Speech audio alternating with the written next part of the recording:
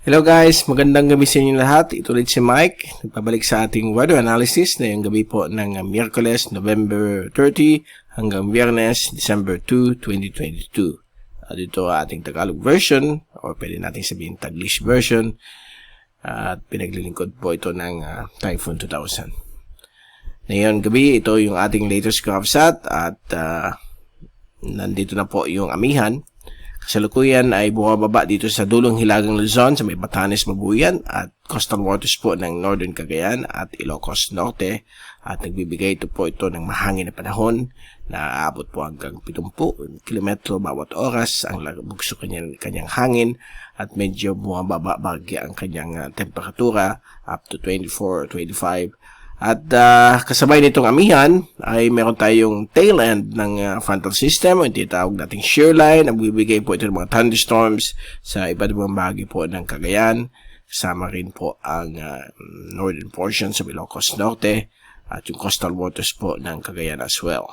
So mapanganib po ito sa mga maliliit na sasakyang pangdagat. Pwedeng umabot po ng 2 hanggang 3 metro ang taas ng mga alon. Dito naman po sa ibang bahagi po ng Luzon, na po sa may eastern sections, sa may Calabarzon, Metro Manila, Bicol Region, may Mimaropa, hanggang po sa may Visayas.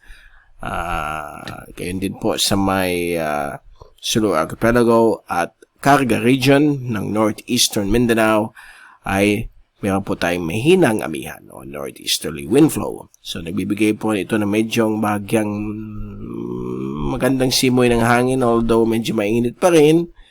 Pwedeng umabot pa rin ng 40 degrees ang heat index, lalo pag taghali. At magiging mas maulan po dito sa may Kabisayaan at sa may Carga Region dahil po sa pag-converge po itong northeasterly dito sa isang surface trough sa may area po ng Mindanao na kung saan may mga thunderstorms po na pwedeng maganap po dyan. Pati na rin po sa Mindanao at dito po sa offshore areas ng Bangsamoro, sa may Basilan, Hulosulu ay may mga thunderstorms dulot po yan ng surface trough.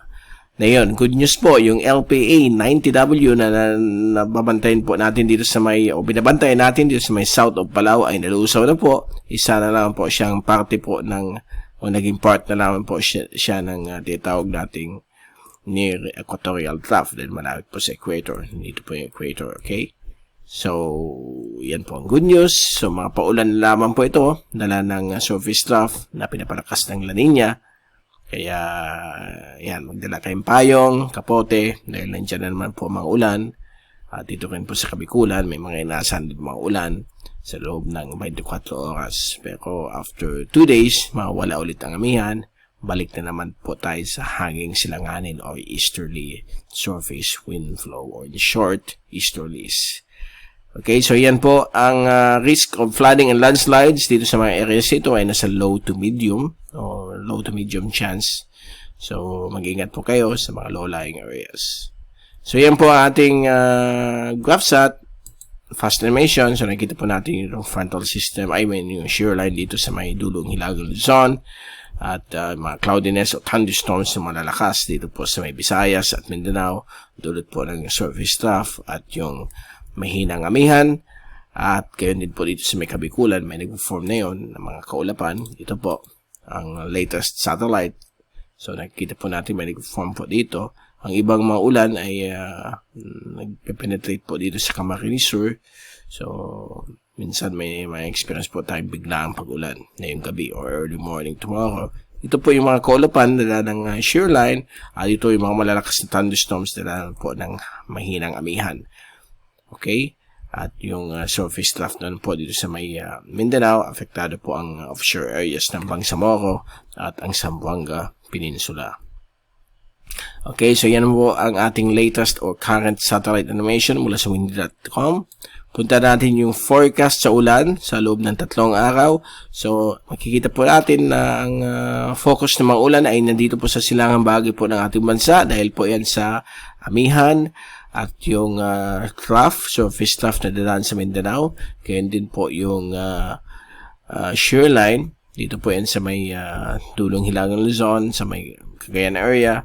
At ito naman po yung mga thunderstorms at ulan. Dulot po yan ng mahinang amihan. At dito rin po sa may Sulu, Archipelago at Palawan, ito po ay dahil sa surface trough. Magiging mas maulan po dito sa may Spratly area, sa may Kalayaan Island Group at sa southern portions po ng West Philippine Sea. So may mga kinig po tayong mga pagkulog at pagkidlat dahil po mainit po ang karagatan at medyo malinsangan po ang ating panahon dito po sa Kabikulan at ibang areas po ng Luzon dahil po ilang araw po tayong medyo pinagbigyan ng medyo tuyo na panahon, mainit, parang nasa month of May dahil po sa epekto ng La Nina, medyo mainit po ang temperatura na yon sa mga coastal waters po ng ating bansa. Kaya although itong last 1 to 2 weeks ay medyo drier ang conditions natin dahil sa temporary high ridge dito sa area na ito, but ngayon ay medyo bumabalik na naman po yung mga ulan. Okay, so huwag niyong kalimutan magdala ng umbrellas at kapote. Ito po yung ating windy.com pressure at wind forecast mula sa European model for the next 3 days hanggang December 3, Sabado. So mamayang hapon, inaasahan pa rin natin ang epekto ng amihan dito sa dulong hilagang Luzon. Mahinang amihan sa ibang parte po ng Silangan Luzon, Metro Manila, Bicol, Visayas, Mimaropa. Sa Biyernes po ng hapon, inaasahan pa rin po ang epekto po ng mahinang amihan dito po sa halos malaking bahagi po ng ating bansa. At medyo malakas naman po dito sa may area po ng dulong hilagang Luzon. At sa Sabadong hapon, mukhang hina na po ang amihan, balik na po sa easterlies ang ating hangin dito po sa Pilipinas. Gaya na sinabi ko, in the past few videos na malakas pa rin ang La Nina, kaya nandyan pa rin yung easterlies. So may mga possible po tayong ulan. At ito po yung ating latest global tropics hazards outlook, okay, from the Climate Prediction Center of NOAA, valid for the next 2 to 3 weeks. So week 2, valid December 7 to December 13, or next week po, may mga possible formation po ng bagyo dito po sa kanluran bahagi po ng ating bansa sa may West Philippine Sea, Spratly area, o sa may eastern coastal areas ng Vietnam. Nasa na po, more than 40% ang probability. Base po ito sa American model. European model, not much, okay? At dito naman po sa ating bansa ay medyo nasa 20 or more than 20% ang probability po ng tropical cyclone formation. The rest of the Philippine Islands ay nasa above average rainfall, between more than 50 to more than 65% ang ulan. Okay? So, yan po ang inaasahan po natin. Above average po yan. Mas mataas po sa normal. So, week 3, valid December 14 to 20. Ganun pa rin po ang ating bansa.